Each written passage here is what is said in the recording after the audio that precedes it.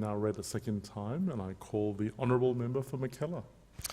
Thank you, Deputy Chair. Can I firstly start by saying that I hold the Chief Opposition Whip in the highest of respects and regards, and I think that his contribution to this debate needs to be understood in the way that it should be, which is that without people like him who are willing to force people like me to justify our position, it is not possible that this parliament can get things right. I agree with much of what he has to say, that an embryo must be treated with the same respect that a life is, because that is what it becomes. And he and I share similar cultural backgrounds in the traditions in which we were both brought up. So although I do not have a member of my family who went so far as to join the priesthood, but we do our best under the circumstances. So on this matter, though, I'm going to vote in favour of this bill. And I appreciate what the Chief Opposition Whip is saying, and I agree with his concerns.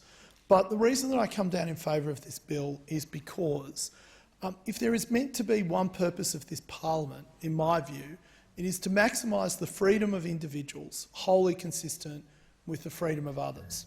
There can be no greater freedom that we grant to any particular person, family, community than the gift of life. And at the moment, 1 in 200 Australians are predisposed to mitochondrial disease. It is, Deputy Speaker, an extraordinarily debilitating and awful disease. I cannot describe it because I fear I will become somewhat emotional. However, I have met the families, I've met the children who are suffering from mitochondrial disease. And if it is possible for us to make sure that that suffering no longer needs to exist, this will not go towards a cure, it will go towards eliminating the possibility that a person develops this disease, then I believe this parliament must take the step with all due caution, with all due consideration, and with the possibility that if it does not work, to reverse course. If we are to fail, Deputy Speaker, we should fail fast. And I think that this law, on its face, achieves what this parliament should do, which is to maximise the freedom of individuals, wholly consistent with others. I do take some comfort in the knowledge that a law very similar to this has existed in the United Kingdom for about 6 years. That law and the experience of the United Kingdom has been a positive one. It has certainly been one that ethicists have observed and looked at very closely.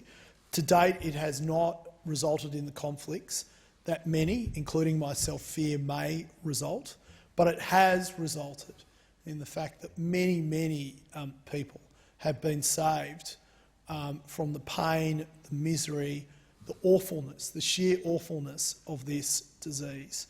And on that basis, Deputy Speaker, I will add my voice in favour of the bill.